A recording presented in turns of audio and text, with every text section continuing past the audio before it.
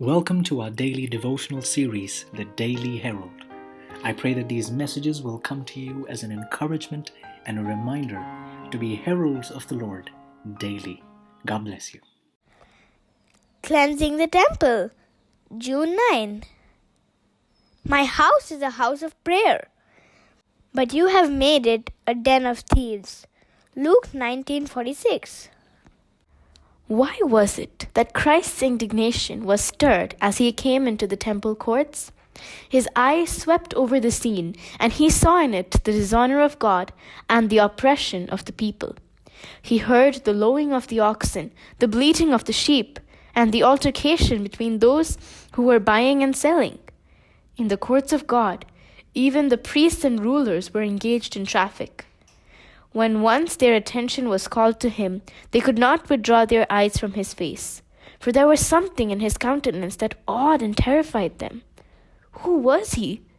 A humble Galilean, the son of a carpenter who had worked at his trade with his father.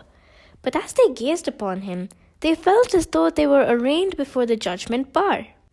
Christ saw the poor and the distressed and the afflicted in trouble and dismay, because they had not sufficient to purchase even a dove for an offering.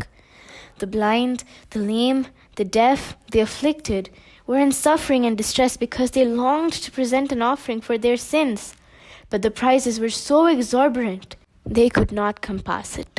It seemed that there was no chance for them to have their sins pardoned.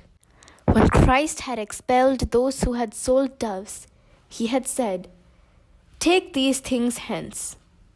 Had he not driven the doves out as he had the oxen and the sheep? And why? Because they were the only offering for the poor. He knew their necessities, and as the sellers were driven from the temple, the suffering and the afflicted were left in the courts. But the priests and rulers, recovering from their dismay, said, "We will challenge him, and ask him by what authority he had presumed to expel us from the temple." But what a scene met their eyes as they entered again the courts of the temple! Christ was ministering to the poor, the suffering, and the afflicted. He gave the suffering tender comfort. He took the little ones in his arms and commanded freedom from disease and suffering. He gave sight to the blind, hearing to the deaf, health to the diseased, and comfort to the afflicted.